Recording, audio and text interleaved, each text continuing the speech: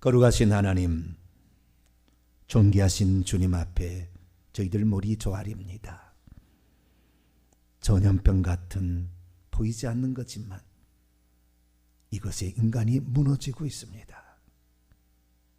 신앙생활도 하기 어렵게 만들고 있습니다. 우리 스스로가 하나님에 대한 신앙의 열정을 놓아버린다면 우리도 세상 풍류에 휘말려 갈 수밖에 없고 질병의 두려움의 공포에 휩싸일 수밖에 없습니다. 생명이 되신 하나님만 의지하여 우리가 세상의 공포에서 벗어나게 도와주시고 주님의 길을 오늘도 묵묵히 걸어갈 수 있도록 도와주옵소서. 이 시간도 주의 말씀을 듣고자 합니다. 하나님, 저희들에게 말씀하여 주옵소서. 우리 주 예수 그리스도의 이름으로 기도하옵나이다. 아멘. 오늘 시간에는 코로나는 과연 하나님의 징계였나라는 제목으로 말씀의 은혜를 나누기로 합니다. 오늘도 거룩한 주일에 주님 앞에 나온 여러분들을 하나님께서 진심으로 사랑하십니다. 비록 성전에 나오지 못하지만 뜨거운 그 중심이 하나님을 바라보고 또 하나님에 대한 소망을 가득 안고 내 영으로 주님을 접촉하고자 애쓰는 또 온라인 또 인터넷 성도들도 하나님의 평강과 은총을 기원합니다. 주일을 지키면서 우리가 주일의 소중함을 이 코로나 바이러스를 통해서 많이 느끼고 있습니다. 우리가 함께 모여 예배할 수 있다는 것, 함께 그들을 위해서 얼굴을 보면서 말하고 대화하고 기도할 수 있다는 것, 얼마나 소중한 것이 아닌지 모릅니다. 그나마 우리나라에서는 이렇게 지난 주일부터 코로나 바이러스가 급격하게 감소되어서 이제 엊그제마도 10명대, 지난 주일마도 20명대 이하였는데 이제 10명대 이하로 줄어들게 되었습니다. 하지만 현재 미국과 유럽은 아직도 코로나로 말미암아 엄청난 고통에 시달리고 있습니다. 전 세계적으로 기하급수적으로 불어난 이 확진자가 이루 헤아릴 수 없습니다. 10,000명, 20,000명, 10만 명, 20만 명도 많은데 무려 224만 명이라는 확진자가 현재 어제 나왔습니다. 그 중에서 15만 5천 명이 운명을 달리했습니다. 그런데 이 코로나 바이러스가 원래 중국 우한에서 시작이 되었는데 중국은 확진자가 8만 2천 명에 불과하지만 미국은 확진자가 70만 명이나 되었습니다. 제가 이 도표를 이렇게 좀 가져와 봤는데요. 저 제일 많은 파란색인데 이건 파란색이 인터넷에 그렇게 안 보일 겁니다만은 저 파란색이 미국이 지금 걸린 퍼센테이지를 말하고 있습니다. 미국이요 20만 명도 아니고 70만 명이 현재 확진자가 생겼고요. 그 다음을 이어서 스페인이 18만 8천 명, 이탈리아가 17만 2천 명, 독일이 14만 명, 그리고 프랑스와 영국이 각각 10만 9천 명, 10만 8천 명이라는 어마어마한 숫자가 감염되어 있습니다. 그럼 우리는 이러한 질문을 던질 수 있습니다. 왜 코로나19 바이러스에 한 신종 바이러스는 중국에서 시작됐는데 창궐은 한국을 지나서 유럽과 미국에 그렇게 나타나게 되었을까 하는 점입니다. 그래서 오늘 이 시간에는 코로나와 같은 전염병이 발생하여 전 세계를 휩쓸고 있는 지금 과연 코로나 전염병이 우리에게 무엇을 말해주고 있는지를 한번 되돌아보면서 그것이 과연 하나님의 징계인가 아니면 일반적인 자연적 현상인가를 되돌아보기를 원합니다. 그리고 우리나라에서 예배드리는 일까지 지장이 되어버린 이 코로나 사태를 바라보면서 그리스도인은 과연 이 코로나를 통하여서 어떻게 그 코로나를 바라보면서 그리고 이 코로나 사태를 대처해 나가는 것이 하나님의 뜻인가, 이 부분에 관하여 함께 말씀을 나누길 원합니다. 오늘 본 말씀은 사생자가 아니라 자신이 진정 하나님의 아들이라면 다 징계를 받는 것인데, 징계가 당시에는 즐거워 보이지 않고 슬퍼 보이지만 후에 그것을 통하여 연단을 받은 자들에게는 의와 평강의 열매를 맺게 될 것이라는 말씀입니다. 왜 주께서는 당신의 사랑하는 자를 지켜주고 보호하여 주실 것이지 왜 그에게 징계를 내리실까요? 하나님께서는 당신의 백성들을 사랑하신다고 말씀하셨으면 그들이 어려움에 처했을 때 위로해 주실 것이지 왜 그들에게 채찍질을 하신다고 말씀을 하고 있는 것일까요?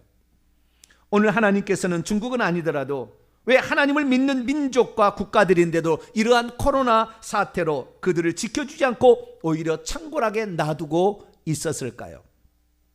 오늘 본 말씀은 AD 80년에서 100년 사이 어떤 무명의 히브리서 기자가 이전에 자신이 목회하던 지역의 성도가 그리스도에게서 떨어져 나간다는 얘기를 듣고 그들에게 어떤 징계가 주어진다 할지라도 그것을 달게 받으며 하나님의 뜻을 파악해서 대체해 나가라 라고 했다는 그런 말씀입니다. 이때 히브리서 기자는 말합니다. 주께서는 자신의 사랑하는 자를 징계하시고 그가 받아들이시는 아들마다 채찍질 하신다 라는 구약 성경의 말씀을 인용하면서 징계는 다 받는 것이라고 말씀하고 있습니다. 그런데 만약 징계가 없다면 그는 사생자가 아니요 친아들이 아닐 것이다 라고 하면서 징계를 받는 것에 대해서 너무 슬퍼하지 말라 이렇게 말씀하고 있습니다. 믿음이 없으면 하나님께서 왜 징계를 내리시는가 의아하게 생각할 수 있습니다. 믿음이 없으면 자기 자신은 이미 하나님의 자녀가 되었는데 왜 하나님의 자녀들에게까지 징계를 내리시느냐 원망할 것입니다. 믿음이 없으면 징계 속에 담겨있는 하나님의 뜻을 헤아리지 못할 것입니다. 믿음이 없으면 징계를 받으면서도 어디서 잘못되었는지 살펴보지 않을 것입니다. 믿음이 없으면 징계를 받으면서도 오직 남 때문에 자기가 고생한다며 저 국가가 잘못했지 왜 내가 잘못했느냐 왜 우리 국가가 잘못했느냐 그렇게 탓할 것입니다. 믿음이 없으면 징계를 받으면서도 범민족과 범국가적인 범죄가 얼마나 심각한 단계에 이르렀는지를 생각하지 않을 것입니다. 믿음이 없으면 하나님께서 기다린 시간이 끝나가고 있다는 것을 눈치채지 못할 것입니다. 믿음이 없으면 전 세계를 휩쓸고 있는 전염병이 빨리 지나가기를 바랄 뿐 왜 그것이 전 세계를 창궐하게 되었는가라는 것에 대해서 깊이 생각하지 않을 것입니다. 믿음이 없으면 전염병과 같은 징계를 안 받기 위해서는 도망다니는 것이 훨씬 낫겠다라고 생각할 것입니다. 믿음이 없으면 징계 속에서 신앙이 오히려 더 나태해질 수가 있으며 하나님의 징계를 받으면서도 회개하지 않을 수조차 있습니다. 그러므로 우리는 믿음으로 징계에 담겨있는 하나님의 뜻을 헤아릴 수 있게 되기를 축원합니다. 그 징계 속에서 하나님 우리에게 무엇을 말씀하시고자 하는 것인가를 정확히 깨닫고 오히려 이 사태에 우리가 제대로 반응하고 주의 뜻에 합당해 산다면 오히려 이 악이 변하여 선을 이룰 수 있는 도구가 될 것이고 우리의 신앙은 오히려 이 기회에 더 탄탄해지게 될 줄로 믿습니다. 그러면 신종 코로나는 진정 하나님의 징계였을까요? 어떤 사람은 코로나 사태가 징계가 아니라고 말합니다. 단순한 감기 증상이 전 범세계적으로 일어났을 뿐이다. 이것을 하나님의 징계로 볼 수는 없다. 이렇게 말하는 사람들도 있습니다. 그러나 성경 전체를 통틀어서 이것을 바라보게 될 때 우리는 어떤 결론을 내려야 될까요? 결론부터 말씀드리자면 지금 전 세계를 휘젓고 있는 코로나는 하나님의 징계임에 틀림없습니다. 그러면 어떻게 그것이 하나님의 징계이라고 이렇게 판정할 수 있을까요? 저는 세 가지로 그것을 좀 생각해 보았습니다. 첫 번째는 그 일로 말미암아 하나님의 집이 성전이 파괴되거나 하나님의 하나님의 집의 문이 닫혀버린다면 그것은 틀림없이 하나님의 징계라는 것이죠. 말라기서에서 하나님께서는 이 말라기 선지자에게 이렇게 말합니다. 만군의 여호와가 이르노라 너희가 내 제단 위에 헛되이 불사르지 못하게 하기 위하여 내가 너희 중에 성전문을 닫을 자가 있었으면 좋겠도다. 내가 너희를 기뻐하지 아니하며 너희 손으로 드리는 것을 받지도 아니하리라. 성전에 너희들이 제물을 바치는 건 나 기뻐하지 않고 너희들이 성전에 나오는 것조차 나는 기뻐하지 않기 때문에 이 성전 문을 좀 닫았으면 좋겠다. 하나님이 그렇게 말씀하신 걸 두고 징계가 아니라고 말할 수는 없겠죠. 두 번째는 그 일로 말미암아 하나님의 백성들이 흩어지게 된다고 한다면, 흩어버리게 된다고 한다면 그것은 틀림없는 하나님의 징계라는 것입니다. 예레미야 29장 18절에 내가 칼과 기근과 전염병으로 그들을 뒤따르게 하며 그들을 세계 여러 나라 가운데 흩어서 학대를 당하게 할 것이다. 하나님의 백성이 똘똘 뭉쳐서 적과 대항해야 되는, 흩어버려서 아무 힘없이 가서 포로가 되고 가서 노예가 되어서 고통받는 거, 흩어지는 거, 이거 하나님의 징계가 아닐 수 없다는 것이죠. 이스라엘 민족이 이 한때 있을 때는 그나마 다른 나라와 대항할 수 있었지만 결국에 이들이 포로로 잡혀갔을 때는 그들은 전 세계 가서 노예처럼 그렇게 살았습니다. 노인들이 이 바빌론 강변에 수금을 걸어놓고 내가 과연 언제 다시 하나님의 성전에 가서 하나님을 찬양할고 슬피 울었다고 합니다. 흩어져서 산산이 쪼개지고 가족의 생사를 모르는 그런 상황 속에서 그들은 슬피 울며 눈물을 흘린 것이죠. 교회도 마찬가지입니다. 한 민족만이 아닙니다. 이 처음에 생겨났던 예루살렘 교회도 자기끼리만 모여서 이 구제한다고 외부에는 신경 안 쓰고 자기끼리 너 많이 가져가지 나 많이 못 가져갔다, 이런 식으로 생각해서 히브리파, 헬라파 이 과부들이 구제 때문에 서로 막 티격태격 싸우게 되자 하나님께 어떻게 했습니까? 사도행전 8장 1절 보면 사울이 그가 죽임당하면, 스데반입니다. 죽임당함을 마땅히 여긴 후에 그날에 예루살렘에 있는 교회에 큰 핍박이 있어 사도 외에는 유대와 사마리아 모든 땅으로 흩어지게 되었다. 여러분, 하나님의 백성이 흩어지게 되면 마귀가 얼마나 좋아하겠습니까? 우리가 똘똘 뭉쳐서 기도해서 이 역량을 발휘해야 될 텐데 흩어지게 되면 약해질 수밖에 없는데 그것은 하나님의 징계가 아닐 수 없다는 것이죠. 세 번째로 그것이 징계인지 아닌지는 하나님께서, 지금 사태가 전염병의 창궐인데요, 이 하나님께서 민족과 국가를 치시는 3대 재앙의 하나가 이 전염병이라는 것을 봤을 때 현재 이 코로나의 전염병은 반드시 이것이 하나님의 징계라는 것입니다. 하나님께서는 이 민족적으로 그리고 국가적으로 죄를 짓게 될 때 그것을 치는 도구로서 세 가지를 사용합니다. 예레미야 24장 10절 말씀 보면 내가 칼과 기근과 전염병을 그들 가운데 보내어 내가 그들과 그들의 조상의 준 땅에서 멸절하기까지 이르게 하리라. 칼, 전쟁과 기근과 전염병은 하나님께서 민족과 국가를 심판하는 도구라. 그 고통은 하루아침에 통곡 소리가 나게 하는 엄청난 재앙이라, 이렇게 말씀하고 있습니다. 그래서 우리는 하나님의 집에 문이 닫혀지거나 하나님의 백성이 막 흩어져 버리게 되거나 전염병으로 사람이 죽어나가는 이 사태를 우리는 하나님의 징계라고 정의 내릴 수가 있게 되는 것이죠. 그래서 우리는 그동안에 2-3달 동안 엄청난 어려움에 처했습니다. 우리는 이 지난 2월 18일 날 경상북도 대구에 있는 이 다대호 성전에 있는 신천지 증거장막 성전에 수천 명의 사람들이 감염됨으로 말미암아 이 대구 경북을 온통 빨갛게 물들이게 되고 또한 전국적으로 이것이 퍼져나가게 되어서 엄청난 많은 괴로움을 겪었습니다. 우리는 그래서 어쩔 수 없이 사회적 격리, 거리 두기 캠페인을 벌일 수밖에 없었고 교회도 스스로 문을 닫을 수밖에 없는 그런 상황에 이르고 말았습니다. 우리는 이러한 이 일들을 겪으면서 이 코로나 사태를 통하여서 우리는 무엇을 배웠습니까? 우리는 첫째로 전염병에 대한 두려움이 공공장소를 폐쇄하게 될 때 얼마나 많은 일상생활의 재산과 그리고 이 재앙으로 말미암아 손실을 가져오는가, 그것을 뼈저리게 느끼게 됩니다. 소상공인들, 학원, 여러 가지 업자들이 지금 도산 위기에 처해 있습니다. 월세를 낼 수 없어서 2달 동안 아무것도 하지 않는데 그들이 월급은 줘야 되고 이 엄청난 어려움 때문에 지금 엄청난 이 고통을 겪고 있는 것이죠.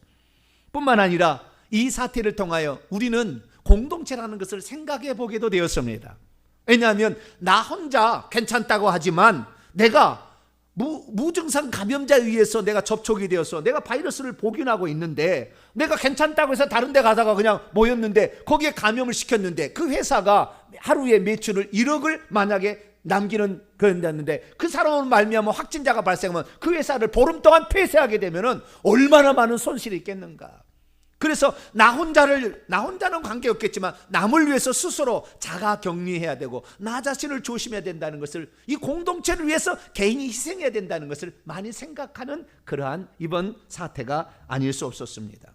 뿐만 아니라 신앙생활하는 저희들은 어떻습니까? 신앙생활하기 어려운 환경이 도래할 수도 있겠구나, 이런 환경에 우리는 어떻게 대처하는 것이 옳은 것인가를 생각해 보게 되었다는 것이죠.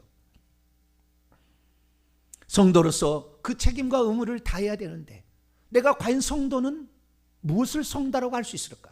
예배당에 참석하지 않고 내가 신앙생활하는데 내가 과연 이 교회의 성도라고 말하면 무엇으로 내가 이 교회의 성도라고 얘기할 수 있을까? 우리 스스로가 자문을 해보는 것이죠. 내가 무엇을 할 때 이 교회의 성도라고 말할 수 있는가? 내 집에서 예배 드리는데 채널만 돌리면 되는데 내가 동탄명성교회 성도라고 한다면 어떤 것을 내가 성도라고 말할 수 있을까? 그리고 내가 신앙을 유지하기 위해서는 어떻게 해야 될 것인가? 스스로 자문해보지 않을 수가 없었던 것이죠. 특별히 교회 생활의 핵심 키워드로서 우리는 주일 성수를 강조해 왔습니다. 그런데 이것이 정상적으로 이루어지지 않았을 때에 가져올 파장이 만만치 않을 것이라는 것을 우리는 예상하고 있습니다. 그리고 앞으로 이러한 일이 또 발생하지 않다고 보장할 수 없다는 것을 우리는 너무나 알게 되었습니다. 그렇다고 한다면 하나님께서는 왜 이러한 전염병을 전 세계에 내렸을까요? 그동안 우리는 중국과 우리나라만의 문제로 끝날 줄 알았습니다. 그런데 갑자기 이탈리아에서 폭발이 일어나더니 스페인으로, 영국, 독일, 프랑스, 그러더니 갑자기 저는 미국에 가서 좀 제가 살아봤는데요, 미국은 집집마다 얼마나 멀리 떨어져 있는지 몰라요. 그런데 어떻게 감염이 되는지, 아니 세상에 기하급수적으로 그렇게 늘어났는데 상상을 초월하게 늘어나서 70만 명이라는 감염자, 3만 5천 명이 죽어가는 이런 사태가 발생할 수 있을까? 우리는 눈으로 보고 있습니다. 왜 하나님께서는 전 세계적인 이 전염병을 창궐하게 허락하신 것일까요? 그 이유는 크게 세 가지로 나눠볼 수 있습니다. 첫째, 부정적으로 볼 수 있습니다. 부정적인 이유가 있고요. 두 번째는 긍정적인 이유도 있습니다. 세 번째는 중간적인 이유도 있습니다. 코로나 사태가 발생했다고 모든 것이 다 나쁜 것은 아닙니다. 우리는 어떤 것을 통하여 또 교훈을 배울 수 있기 때문에 그것도 긍정적인 모습도 있는 것이죠. 첫째, 그러면 부정적인 이유는 무엇일까요? 하나님은 왜 이 전염병의 징계를 내리셨을까요? 그것은 한 민족이 하나님에게 죄를 짓거나 한 국가의 최고 지도자가 범죄했을 때 하나님께서는 전염병으로 치신다는 것입니다.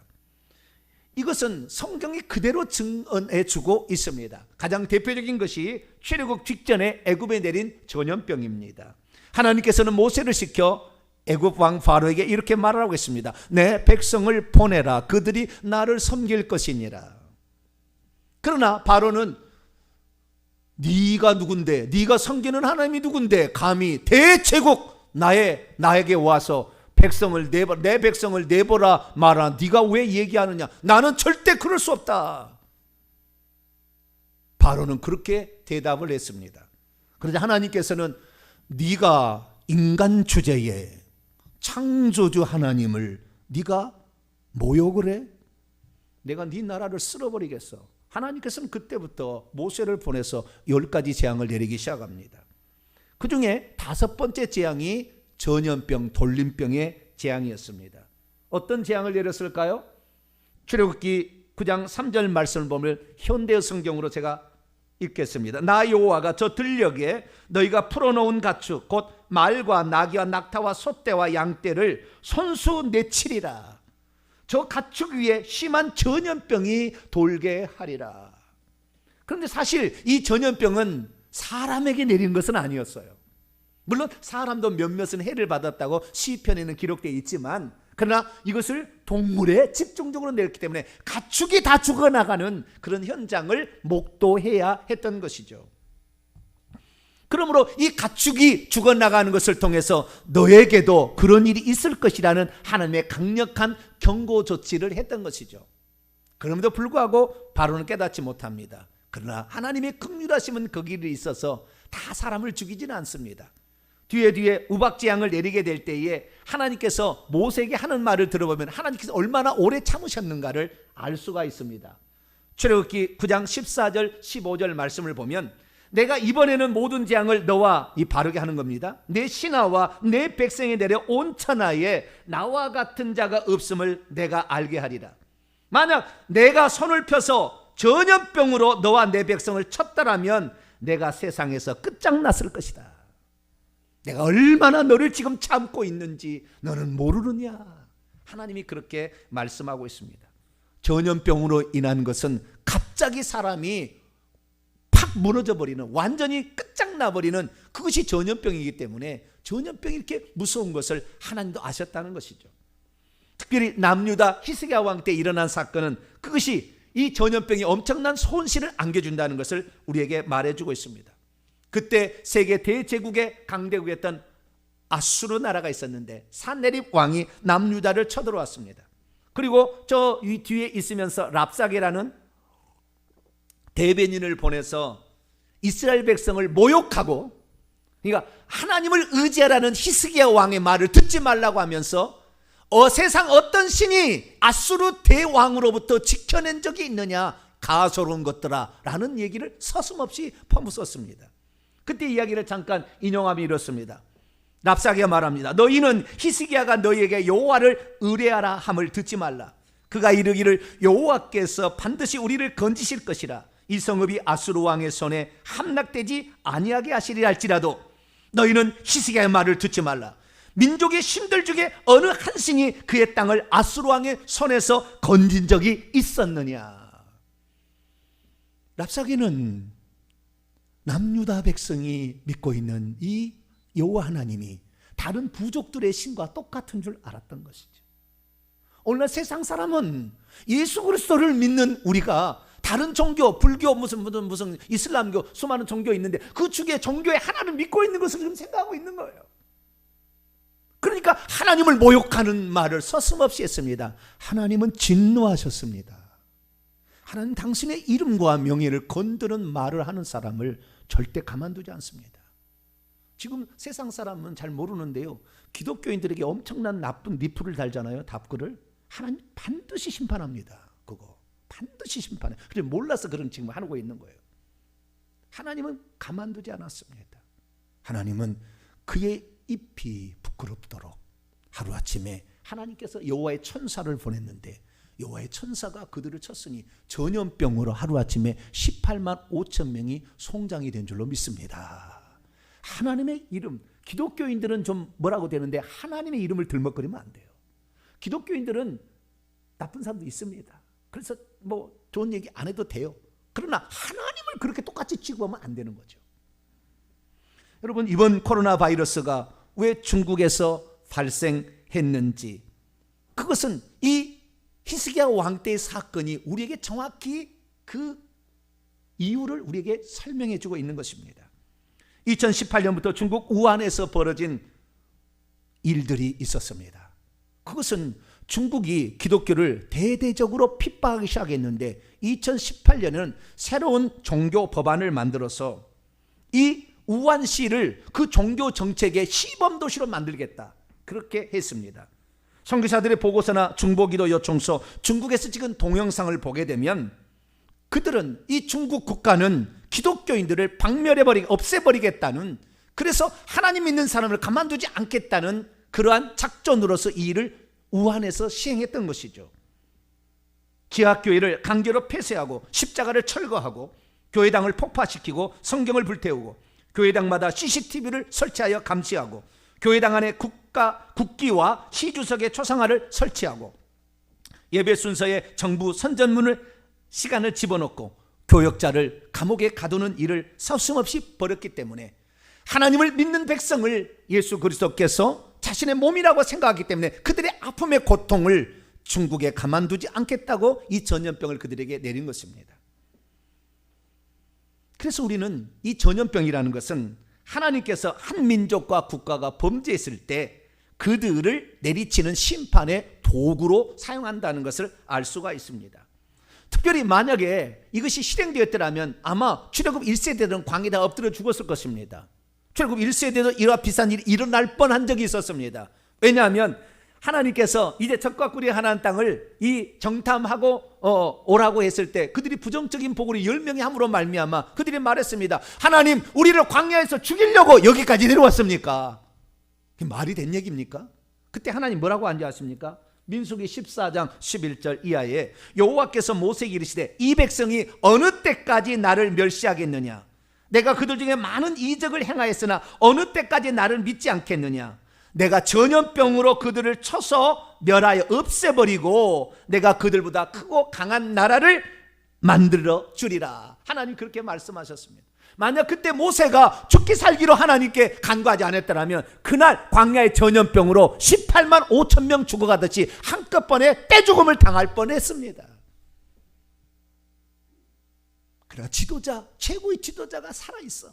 하나님, 이 백성을 불쌍히 여겨달라고 그렇게 간절히 기도함으로 그래도 그때 한꺼번에 떼죽음 당하지는 않았습니다. 우리는 기억해야 합니다. 하나님께서 이 땅에 어떤 사람을 심판하시는 것인가? 하나님을 모욕하고 하나님의 백성을 핍박하는 자를 하나님께서는 가만두지 않는다는 걸 알 수가 있죠. 그러나 이 코로나 사태가 이 민족이 죄를 짓는 것만 아닙니다. 전체가 죄를 짓는 것만 아니고요, 그 민족의 또는 한 국가의 대표 지도자가 하나님을 거역하고 하나님을 모욕하고 했을 때도 마찬가지입니다. 하나님을 섬기는 민족의 지도자도 마찬가지인데요, 하나님을 섬기는 민족의 지도자랄지라도 하나님을 버리고 권력을 의지하거나 하나님 위의 것을 추구하여 우상 숭배할 경우에 하나님께서는 또한 그 민족을 치신다는 것이 성경의 사례로 등장하고 있습니다. 그것의 대표적인 것은 역대하 21장에 나오는 다윗 왕의 사건입니다. 역대상 21장에 나오는 다윗 왕의 사건입니다. 다윗 왕 때 어떤 일이 있었습니까? 다윗의 나이가 들어서 65세가 되었습니다. 죽을 날이 가까운데 그는 70살에 죽습니다. 그런데 그가 늙음하게 난 아들이 있었는데 솔로몬이 이제 15살입니다. 그러자 현재 군사력으로 과연 안정된 나라를 아들에게 물려줄 수 있을지를 확인해 보고 싶었습니다. 요압 장군을 불러내었습니다. 이 나라의 군사의 숫자가 얼마나 되는지 헤아려 보라. 충성된 요압 장군은 다윗에게 말합니다. 여호와께서 당신의 백성을 100배나 더하시지 않겠습니까? 이 백성이 전부 당신의 종이지 않습니까?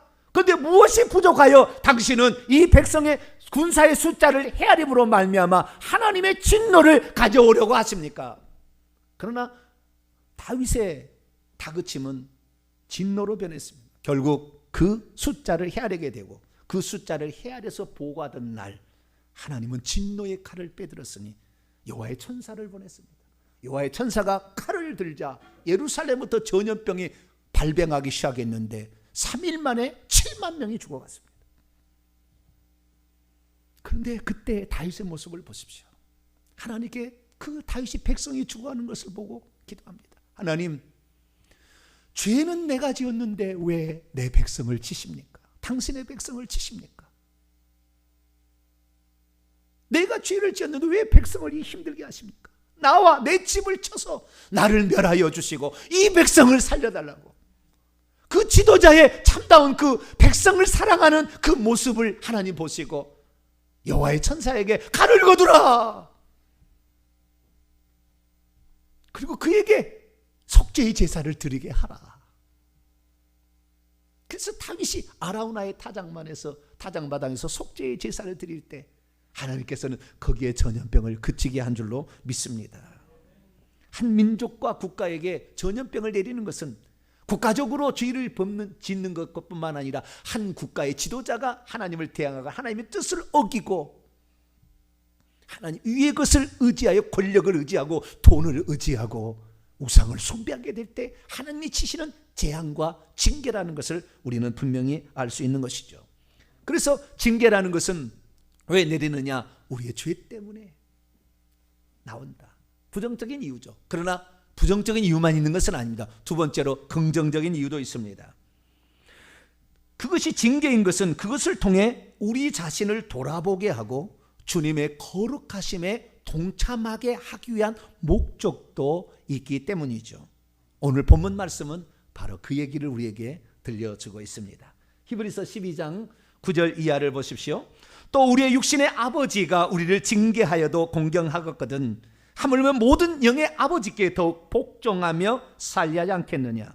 그들은 잠시 자기의 뜻대로 우리를 징계하였거니와 오직 하나님은 우리의 유익을 위하여 그의 거룩하심에 참여하기 위하여 징계하시느니라. 무릇 징계가 당신은 즐거워 보이지 않고 슬퍼 보이나 후에 그로 말미암아 연단을 받은 자들은 의와 평강의 열매를 맺는다라고 말씀하고 있습니다. 여러분, 이 말씀은 우리 자신을 돌아보게 합니다. 얼마나 성도들이 하나님 보시기에 가증스럽고 얼마나 신물이 났으면 전 세계적으로 교회의 문을 닫아버리게끔 하셨을까? 우리는 생각해야 합니다.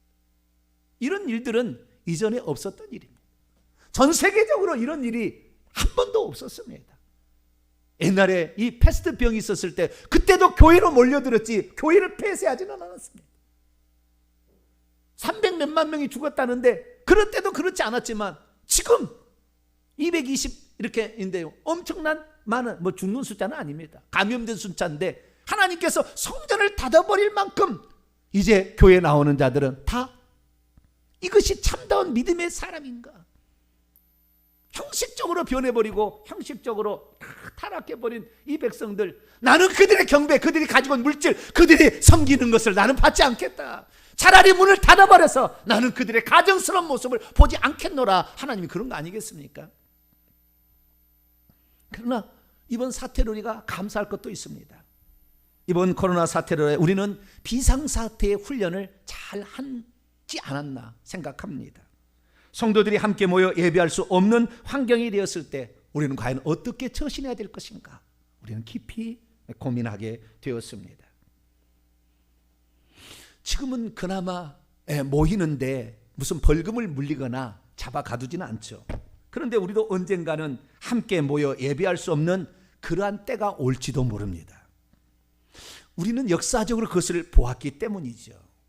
그리스도인들 저거 지네들끼리 이상한 짓을 해, 저것은 우리 사회에서 없어져야 될 것이야 라고 생각하고, 왜 그랬냐면은 로마 황제가 자신을 주 하나님으로 섬기라고 했는데 오직 기독교에만은 그걸 안 했거든요. 왜 중국이 기독교인을 핍박합니까? 모든 사람이 공산당에 복종하는데, 공산당을 위해서 충성하는데 오직 그리스도인은 그리스도를 위해서 죽겠다라고 얘기하니까 그게 미운 거예요.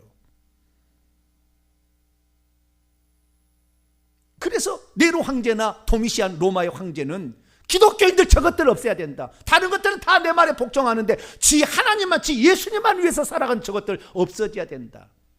그래서요, 기독교인들을 못 모이게 하고 모이는 곳곳마다 로마 군사를 보내서 잡아다가 처형시켰습니다. 화형시켜 죽였습니다. 그런데 그 일이 오늘날 우리에게 안 발생하리라는 법은 없습니다. 우리는 이번에 사태로 말미암아 우리가 만약에 다시 예배로 모이는 것을 잡아다가 죽이는 상황이 될 때 어떻게 할 것인가를 우리가 고민하게 해준 것입니다. 우리가 이번처럼 이렇게 어려움을 당하면 개인이 그 신앙을 지키기 위해서 몸부림을 쳐야 될 줄로 믿습니다. 어찌하든 간에 내가 하나님과의 끈이 끊어지지 않도록 하기 위해서 이 예배 드릴 수 없는 그런 상황이 날지도 인터넷으로, 유튜브로, SNS로, 문자 메시지로 우리가 스스로 살기 위하여 몸부림을 쳐야 되는데, 우리가 이런 일을 해서라도 우리의 신앙이 끊어지지 않도록 노력해야 될 줄로 믿습니다. 특별히 우리가 이런 사태로 말미암아 우리는 우리 자신의 미래에 되어질 일을 생각해 보게 되는데, 그때 우리가 과연 주님을 끝까지 믿겠다고 고백할 수 있는 것인가? 정말 순교적인 신앙을 다시 한번 갖게 되기를 축원합니다. 세 번째로 왜 하나님이 코로나를 허락했습니까? 중간적인 의미도 있습니다. 하나님께서 이번 기회를 통하여 누가 알곡이고 누가 쭉정인가 흔들어 보시기 위함도 있다고 보여집니다. 우리 성도들은 이번에 태어나서 초유의 사태를 경험하고 있습니다.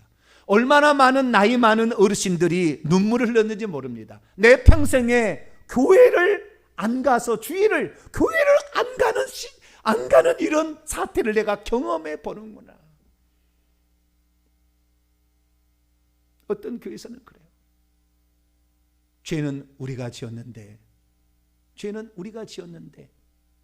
이 정말 하나님께서 진정 하나님을 사랑하는 사람들이 이 어려움을 많이 당하는구나. 우리는 사실 태어나서 이런 사태를 우리가 만약에 예전에 살았다 하면 공산당 치하나 인공시절이나 일제시대에 그런 일을 겪었을지는 모르지만 우리는 그 이후의 시대이기 때문에 처음 겪는 일입니다. 그런데 그나마 이것은 다행입니다. 왜냐하면 지금은 공공선을 이루기 위한 어쩔 수 없는 조치였잖아요. 다른 사람에게 피해를 주지 않기 위하여서 내 스스로가 다른 사람을 보호해 주기 위한 조치로서 우리가 이런 일을 한 것이죠. 하지만 국가가 신앙 자체를 갖지 못하도록 예배를 방해하는 일이 있을 수 있습니다. 공산주의 사회에서는 모든 교회 예배 행위를 방해합니다. 그리고 지도자들을 잡아 가둡니다. 그런데 만약에 우리나라에서 그런 일이 발생할 수 있을까 생각해 볼 때요, 지금 아마 국가가 어떻게 생각하냐면 기독교인들은 지질이 국가의 말을 안 들어. 저것들 사회 악이야. 지네들밖에 몰라. 저것들이 있음으로 말미암아 이 사회가 이 더 어려움을 겪어. 국회의원들 법을 만듭시다. 기독교는 사회 악이니 기독교인들 집회를 하지 못하도록 법을 만들자. 국회에서 통과되면 그날부터 우리는 불법입니다. 그럴 수도 있겠다라는 생각을 해보게 됩니다. 왜요? 우리가 그리스도인으로서 세상 속에 빛과 소금의 사명을 감당치 못하고 온갖 더러움과 부패와 지도자의 탈선, 엄청난 죄악들을 저질렀기 때문에 세상 사람이 기독교인을 믿지 못하니까 교회마다 예배 시간에 지금 사람을 보내서 감시하고 있는 거 아니겠습니까? 이런 상황이라 할지라도 우리는 하나님을 바라봐야 될 줄로 믿습니다. 아직은 우리가 그런 단계에 들어가지 않으므로 우리가 모일 수 있을 때에 하나님께 예배할 수 있을 때 감사하시고, 만약에 어려움이 찾아와서 어쩔 수 없다고 한다면 개인이 가정이 모여서 이렇게 꼭 그 신앙의 기도와 이런 일을 할 수 있게 되길 바랍니다. 그래서 이 어찌하든 간에 어려운다고 적당히 보내버리면 흘러 떠내려가는 물 위의 판자처럼 그냥 세상의 풍조에 가다 보면 어느 순간에 주님부터 멀어지게 되면 주님부터 떨어져 나가서 그 사람은 쭉정이의 신앙으로 발견될지도 모르기 때문이죠. 우리는 이럴수록 내 신앙의 끈을 허리띠를 동여매면서 내가 이럴 때도 더 주님을 붙들어야지, 이런 생각으로 각오로 하나님께 붙어 있으면 말미암아 오히려 여러분은 알곡 쪽에 속하는 복된 성도가 되길 축원합니다. 믿음이란 무엇입니까? 하나님의 징계를 통해 이러한 상황 속에서도 하나님의 뜻이 있다는 것을 발견하고 지혜롭게 이를 잘 대처하는 것입니다. 하나님의 징계로서 전 세계에 내려진 이 전염병 사태, 그러나 이 전염병 사태를 통하여서 하나님은 우리에게 많은 것을 생각해 하는 복을 주셨습니다. 첫째는 자기 자신을 돌아보게 했고요, 같이 모일 수 없는 상황에서도 신앙을 유지하려면 어떻게 하겠는가를 고민하게 해주셨고요, 어려울 때일수록 주께 붙어 있어야 알곡 성도로 결국에 주님 나라에 들어간다는 것을 배울 수 있었기 때문입니다. 그렇다면 실제적으로 이러한 전염병의 사태 우리는 어떻게 대처해 나가는 것이 좋을까요? 저는 세 가지를 고민하고 싶습니다. 첫째, 하나님의 징계 조치가 내려질 때는 그것을 겸손히 받아야 된다라고 말씀드리고 싶습니다. 사실 지금의 전염병 사태는 이미 오래전부터 지었던 죄악에 대한 결과입니다. 지금 죄를 지어서 그런 게 아니에요. 하나님은 그 죄를 지을 때 수많은 선자들을 통하여서 그 죄를 짓지 않도록 남유다 백성에게 그렇게 경고했습니다. 너희들 하나님을 버리고 권력과 돈을 의지하고 우상 숭배를 그치라. 수많은 선자를 보냈습니다. 그러나 심지어 성전에조차 장로들조차 제사장조차 동방태양을 향하여 우상을 숭배하는 일을 저질렀을 때 내 성전을 스스로 허물어 버리겠다. 하나님은 결정했고, 그래서 결국에 성전을 헐어버렸는데, 이스라엘 사람은 생각하겠습니다. 당신이 영원히 있겠다고 한 이 성전이 과연 허물어질까? 절대 그럴 일은 없을 거다.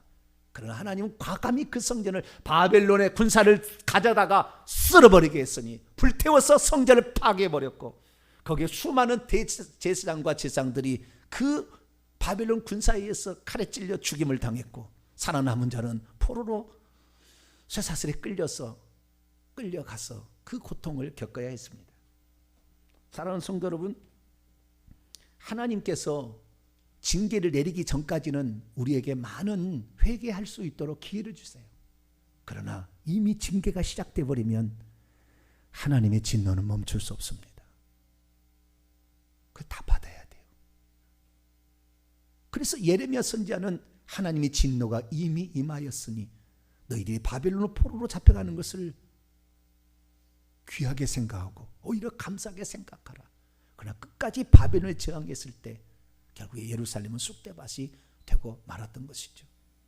하나님의 진노가 지금 시작됐는데 왜 이렇게, 그러니까 지금의 상황이 아닌 거죠. 참다가 이제 터뜨린 거예요.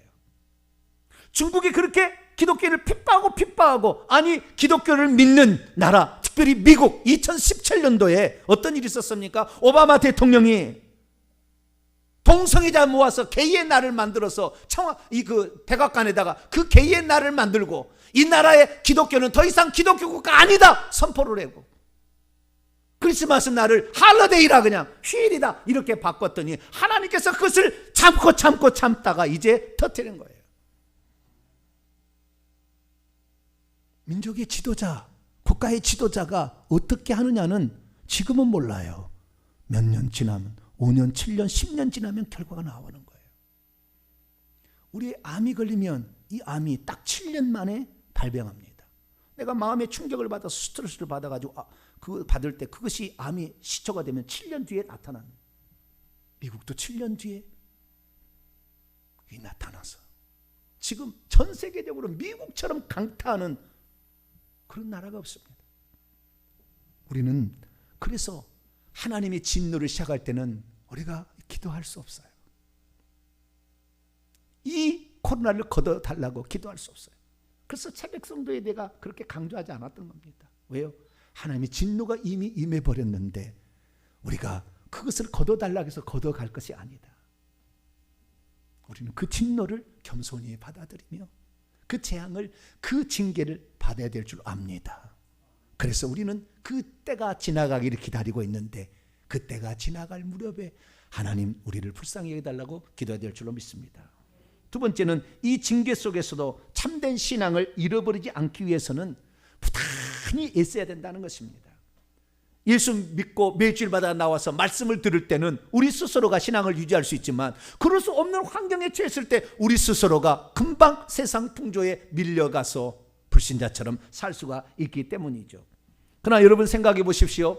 다니엘이나 에스겔이나 바벨론 포로로 잡혀갔습니다. 바벨론 포로 잡혀갔으나 그러면 그냥 나는 이제는 끝났으니 나는 포로니 여기서 그냥 적당히 살리라. 아닙니다. 거기에 가서도 오직 한 분 하나님만 살아계시다. 우리가 잘못한 것이지 하나님은 잘못한 것이 없다. 그러면서 그분 하나님만 섬기려 했더니 핍박이 찾아왔습니다. 우상을 숭배하라. 나는 그럴 수 없습니다. 여기서 당신이 아무리 높은 사람이고 대제국의 왕이라 할지라도 우리는 그럴 수 없습니다. 불물불에 집어넣어라. 사다굴 속에 집어넣어라. 그래도 그들은 그의 신앙의 절개를 지켰더니 하나님께서 그들을 지켜주신 줄로 믿습니다. 우리의 삶이 어렵다고 적당히 살 것이 아니라 거기서 더 하나님을 의지하기 위해서 다니엘은 그래서 이 하루아침에 일어나면 점심과 저녁에 그 예루살렘으로 향하는 창문을 열어놓고 간절히 하나님 이 민족이 잘못한 걸 용서하여 주시고 이 민족이 불쌍히 여겨주셔서 다시 성전에 가서 하나님을 찬양할 수 있는 그런 나라를 될 수 있도록 하나님 도와주시옵소서. 성경을 읽으면서 예레미야 선지자가 이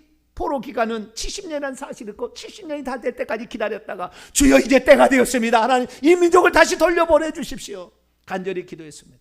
여러분 어렵다고 끝날 것이 아니라 그 장소 그 현장에서 여러분의 그 식탁과 그 거실에서 여러분 하나님께 기도할 수 있게 되기를 바랍니다. 이 민족을 불쌍히 여겨주시고 이 민족의 잘못을 용서하시고 전 세계가 하나님을 버리고 하나님의 법을 버리고 하나님 말씀을 버리고 동성애 우상숭배했던 죄를 용서해달라고 기도하면서 나아갈 때 하나님께서 어느 날 회복시켜 주실 줄로 믿습니다.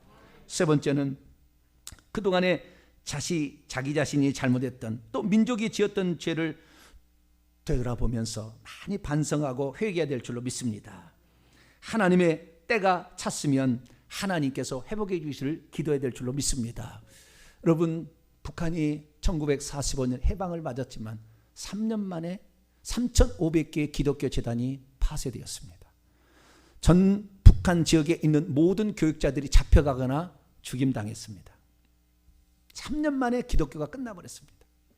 우리는 그것을 어떻게 판단합니까? 소련이 북한을 지배해서 김일성이를 꼭두각시로 내어서 저 공산주의 사상, 사회주의 사상을 저쪽에 퍼뜨렸고, 그게 앞잡이로 평양신학교를 졸업한 이 가짜 목사 강양무 목사를 통해서 북한을 이렇게 공산화 시켰는데 모든 지주의 토지를 다 빼앗고 그 다음에 교회의 소유재산을 다 뺐었습니다. 그랬다고 우리는 알고 있습니다. 그게 역사적 사실입니다. 그러나 그것뿐일까요? 그게 아닙니다.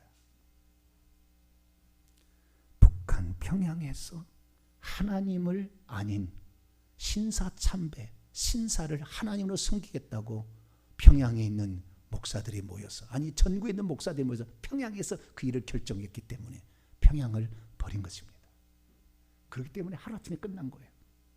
강양무기가 그렇게 나쁜 짓을 해서가 아니라 이미 죄를 저질렀던 죄에 대한 것이 수십 년 후에 그렇게 나타나게 되는 것입니다. 1938년에 결정한 것이 1945년에 나타나기 시작한 거예요. 금방 얼마 길지는 않습니다. 우리 자신을 돌아봐야 합니다. 지금 우리가 이 어려운 시기에 적당히 세상 풍조에 휘말려서 우리는 이제는 예배드릴 수 없다고 나아간다면 거의 모든 사람이 쭉정이가 되어버릴 것입니다.